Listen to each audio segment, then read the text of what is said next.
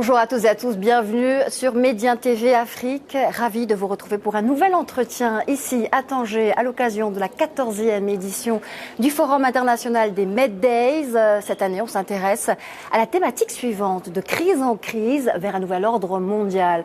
On a parlé de beaucoup de choses cette semaine.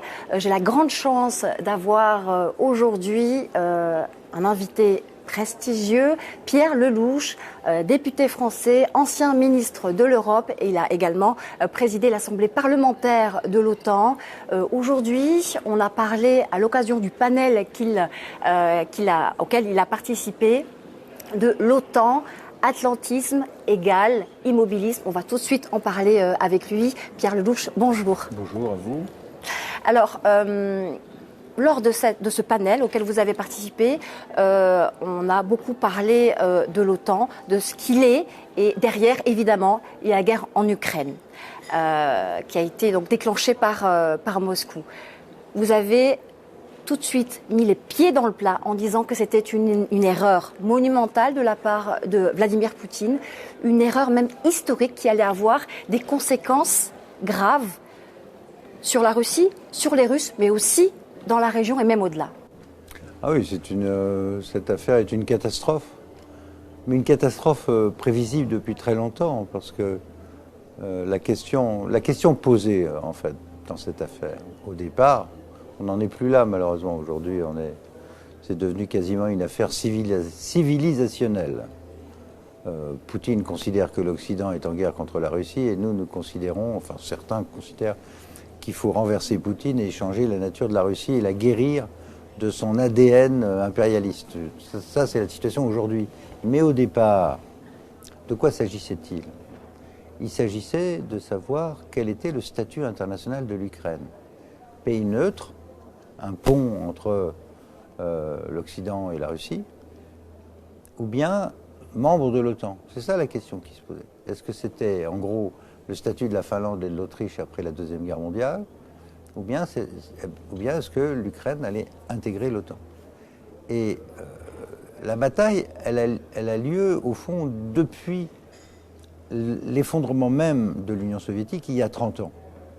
Quand il y a eu le divorce entre l'Ukraine, la Biélorussie et la Russie, et que les trois présidents ont décidé de dissoudre l'Union soviétique, c'est là que Yeltsin a pris le pouvoir. Cette situation, Poutine ne l'a jamais admise. Il considère que l'Ukraine fait partie de la Russie, historiquement, depuis 1000 ans, ce qui n'est d'ailleurs pas totalement faux, et que l'Ukraine, en aucun cas, ne peut entrer dans le monde occidental, ne peut faire partie d'une alliance militaire aux frontières de la Russie. C'est ça le sujet. Il a commencé à le dire ouvertement à partir de 2007, donc c'est pas hier matin. En 2008, il y a eu un sommet à Bucarest où Sarkozy et Merkel ont bloqué la volonté du président Bush, le fils à l'époque, qui voulait faire rentrer l'Ukraine et la Géorgie. Et nous leur avons dit aux Américains, non, si vous faites ça, ce sera un casus belli et il y aura une guerre en Europe. Les Américains n'ont pas voulu vraiment renoncer. On a terminé avec un communiqué ambigu disant que l'Ukraine et la Géorgie avaient vocation de rentrer dans l'OTAN. Quelques mois plus tard, il y a eu la guerre en Géorgie.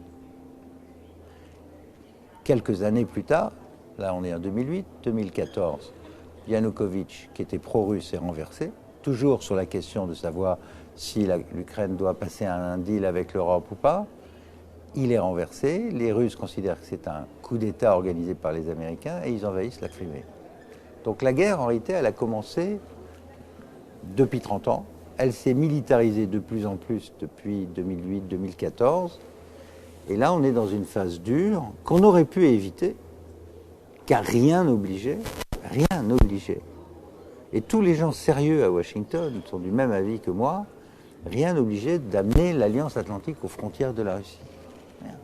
On pouvait imaginer une situation de neutralité pour l'Ukraine, comme en Finlande ou en Autriche après la guerre, une intégration dans l'Union européenne sans qu'il y ait une dimension militaire jugée comme agressive par les Russes, à une époque où il n'y avait plus de contrôle sur les armements, il n'y avait plus d'accord sur les limitations d'armement. Donc la position russe, Bien sûr que Poutine porte la responsabilité de cette agression. Il n'est pas le seul.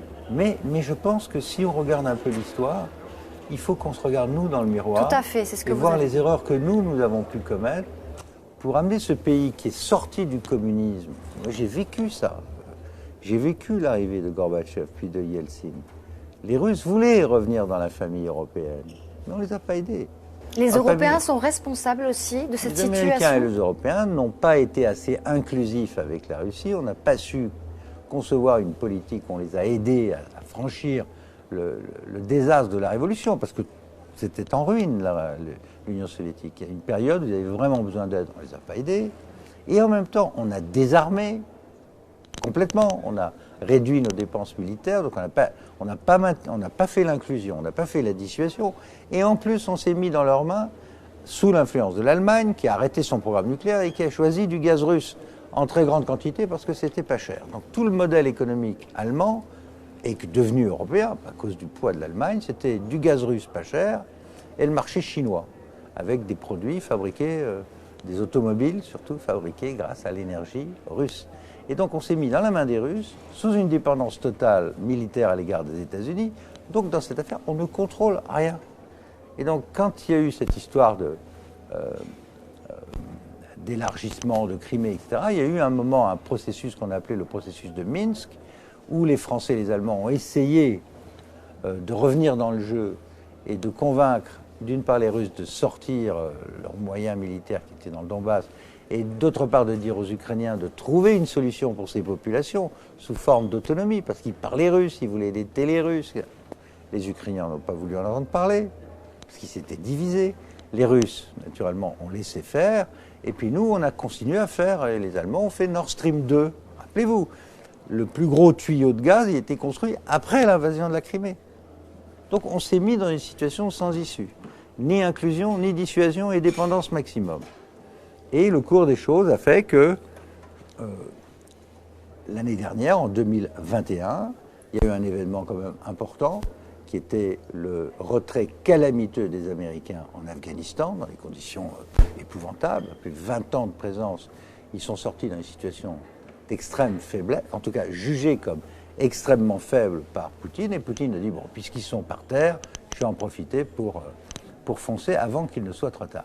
D'où son erreur de calcul monumentale, parce qu'on ne peut pas conquérir un pays de 40 millions d'habitants qui est plus grand que la France avec 200 000 hommes. Ça ne peut marcher que si l'armée d'en face ne se bat pas et si les gens veulent de l'arrivée des Russes. C'est ce qu'il pensait, sans doute nourri par ses services de renseignement. Et ça ne s'est pas du tout passé comme ça.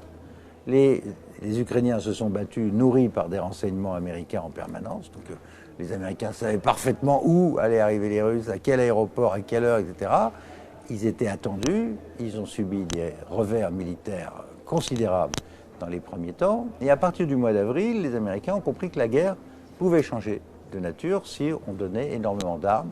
Et ils ont livré, depuis le mois de mars, avril, 20 milliards de dollars d'armes ultra sophistiquées, qui a amené à changer le cours de la guerre. Une situation sans issue, ça a complètement changé le cours de la guerre. Une erreur monumentale de calcul de la part de Poutine. Mais vous, Pierre Lelouch, vous appelez quand même maintenant à la sagesse. Vous appelez à une porte de sortie pour Poutine, pour en finir avec cette guerre qui a un impact dévastateur et transversal sur l'ensemble des pays aujourd'hui. Mais oui, c'est pour ça que j'ai fait ce rappel, parce qu'au départ, il s'agit de quelque chose de très local. Il s'agit du statut d'un pays. Bon, il y a eu déjà ce genre d'affaires dans l'histoire. Et puis d'un tout petit territoire qui s'appelle le Donbass, dont tout le monde ignorait que ça existait même avant 2014. Et je suis à peu près sûr que la plupart des gens ne savent pas ce que c'est que le Donbass. Toujours est-il que, voilà, c'est une question locale qui est devenue aujourd'hui une question majeure à l'échelle mondiale. Parce que la guerre, elle a des impacts sur l'ensemble du monde, parce que ces deux pays, la Russie et l'Ukraine, sont extrêmement importants en matière d'exportation énergétique et alimentaire.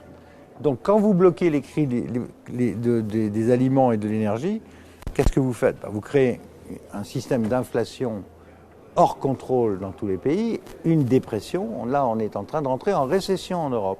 Et probablement, les Américains aussi vont rentrer en récession. Quand vous augmentez les prix de l'énergie multiplié par 10 ou par 15, les entreprises ferment. Les agriculteurs souffrent, parce que le gaz, c'est aussi l'engrais, c'est ça qu'il faut savoir. Donc vous avez en ce moment un effet en cascade absolument terrible sur tous les secteurs de l'économie, et notamment sur l'industrie qui est très consommatrice de gaz. Pour l'instant, et sur les gens aussi, parce qu'ils doivent payer leur chauffage et leur électricité. Parce que l'électricité, on la produit à partir de quoi? Du gaz et du charbon. Les Allemands ont fait l'impasse sur le programme nucléaire. Nous, notre programme nucléaire est endommagé par un tas de problèmes cette année. Donc on a tous vu les notes d'électricité augmenter. Et qu'est-ce que font les gouvernements? Ils distribuent de l'argent qu'ils n'ont pas, qu'ils empruntent.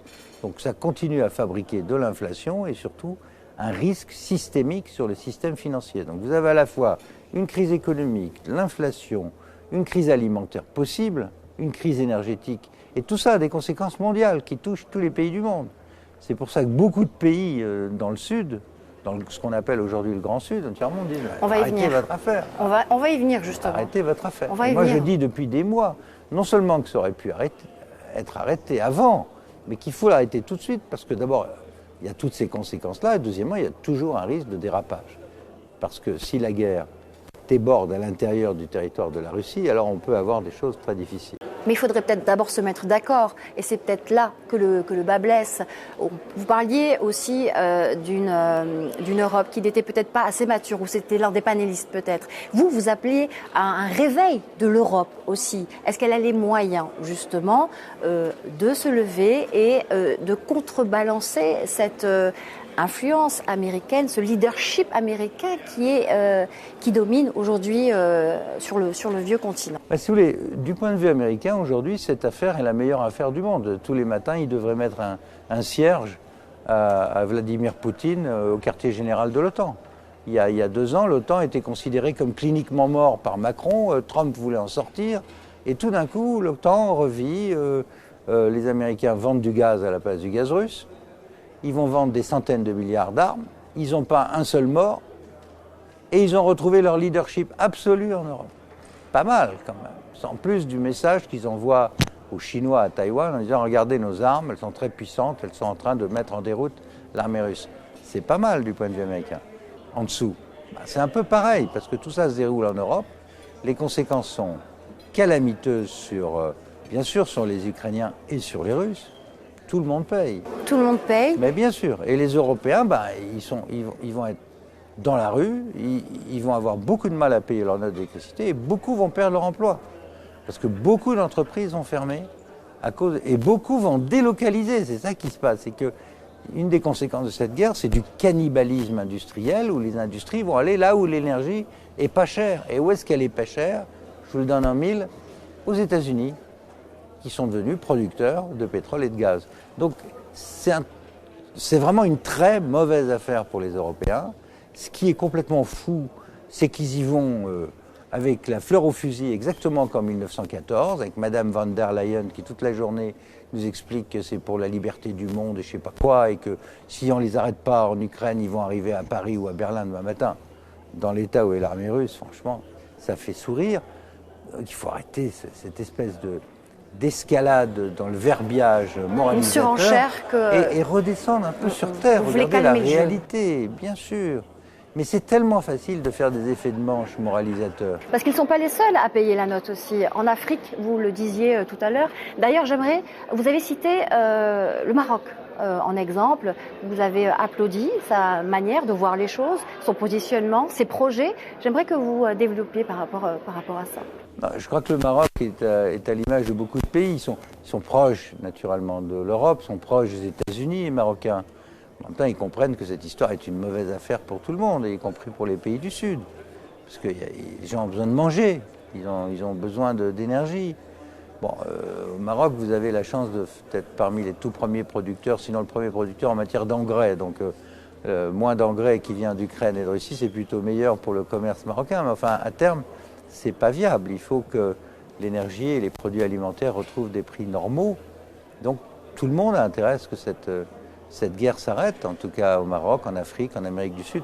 C'est très symptomatique. Prenez l'exemple du Brésil, qui est un grand pays. Les 2 candidats à la présidentielle, aussi bien Lula que Bolsonaro n'était pas pour un alignement derrière les États-Unis, n'ont pas participé aux sanctions contre la Russie. Parce que l'intérêt national du Brésil, c'est que ça s'arrête. Et ils ont besoin de relations aussi avec des grands pays fournisseurs de matières premières comme la Russie. Donc en fait, on s'aperçoit que les sanctions décidées par les Américains puis les Européens, 8 paquets de sanctions en Europe, 8 paquets, n'ont eu aucun résultat réel sur l'économie russe qui a tenu le choc. Au contraire, avec l'augmentation des matières premières, ils ont gagné plus d'argent cette année qu'avant. Ça va avoir des conséquences, bien sûr. Surtout en matière de haute technologie, les microprocesseurs, les choses qui sont bloquées au plan technique, qui posent problème à terme à l'industrie, y compris militaire russe. Mais à court terme, ça ne gêne pas. Ce que ça gêne à court terme, c'est les Européens au premier chef et beaucoup de pays qui sont dépendants, notamment de fournitures alimentaires et de fournitures d'énergie depuis le fin. Et puis, encore une fois, cette crise, elle a un contre-coup économique. C'est comme des ondes sur une mare. Toute l'économie mondiale est touchée. Vous avez espoir, Pierre Lellouche, que le dialogue reprenne? Et s'il reprend, de quelle manière faut-il, quelle est la piste à privilégier? Il faut avoir cet espoir. Je constate que ma voix, comme celle d'un certain nombre de gens qui ont un peu d'expérience et qui connaissent la réalité des relations internationales, nous sommes très isolés et très minoritaires, aussi bien en Europe qu'aux États-Unis, parce que aujourd'hui on est dans le grimpage du cocotier, et donner des leçons de morale publique, je veux dire, de la propagande.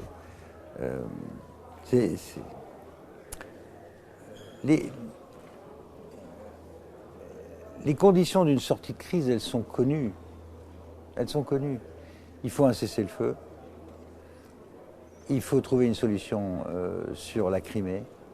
Mais il faut quand même rappeler que la Crimée n'a jamais été ukrainienne, sauf quand elle a été donnée en 1957 à l'intérieur de l'Union soviétique par Khrouchtchev à la République d'Ukraine de l'époque, dans le cadre de l'Union soviétique, que précédemment la Crimée, elle avait été turque, puis conquise par les Russes sous Catherine II, qui n'a jamais été ukrainienne. Ça, la réalité. Il y avait des Grecs, il y avait des Italiens, Mariupol. Bon, aujourd'hui, les Ukrainiens, à mesure que les armes arrivent, changent de but de guerre. Au départ, on était d'accord du côté ukrainien pour un statut de neutralité, trouver des moyens de cesser le feu. Aujourd'hui, ils veulent renverser Poutine. Ils disent, ne discutent plus avec Poutine. Donc si le but de guerre, c'est le renversement du régime à Moscou, on est parti pour la gloire. Donc il faut trouver une solution. Cette solution, c'est trouver une solution sur l'Ukraine et puis probablement des élections à l'est de l'Ukraine, à l'intérieur, pour trouver des modalités d'autonomie à l'intérieur de la République d'Ukraine, tout ça sous contrôle international, des modalités de paiement des réparations pour les dommages causés à l'Ukraine, dommages de guerre, et probablement, s'il y a des criminels de guerre, il faut que les criminels de guerre soient jugés. Mais là aussi, un peu de réalisme. Personne ne va aller chercher Poutine pour le traîner à Nuremberg, sauf à aller bombarder Moscou. Mais j'espère qu'on évitera le bombardement de Moscou, sinon nous serons tous morts et on ne sera pas là pour regarder cette émission de télé. Donc voilà, on a affaire à une superpuissance nucléaire, aujourd'hui très affaiblie en raison des erreurs de calcul de son chef. Erreurs qui elles-mêmes étaient le produit de beaucoup d'erreurs que nous avons commises. Donc essayer de redescendre un peu sur terre, regarder les conséquences, les souffrances des Ukrainiens, les souffrances aussi en Russie, toutes ces mères qui ont perdu leurs fils des deux côtés, milliers de morts, des millions de déplacés, plus une situation économique épouvantable en Europe et des conséquences à travers le monde entier. Je crois que peut-être arrêter les choses avant que tout ça dégénère, vraiment. C'est mon appel, c'est là-dessus que je me bats depuis des mois. Je m'aperçois que petit à petit, il commence à y avoir quelques voix qui s'élèvent pour dire un peu les mêmes choses, y compris aux États-Unis maintenant. Vous dites que vous avez été effectivement une voix minoritaire, mais vous avez été très applaudi quand même. Votre voix a résonné aujourd'hui dans le palais. Parce qu'il y a beaucoup de bon sens au Maroc, ce qui ne me surprend pas. Merci madame. Merci infiniment Pierre Lellouche d'avoir répondu à notre invitation. Merci à vous. Et merci à vous, c'est la fin de cet entretien. Excellente suite des programmes sur Média TV Afrique.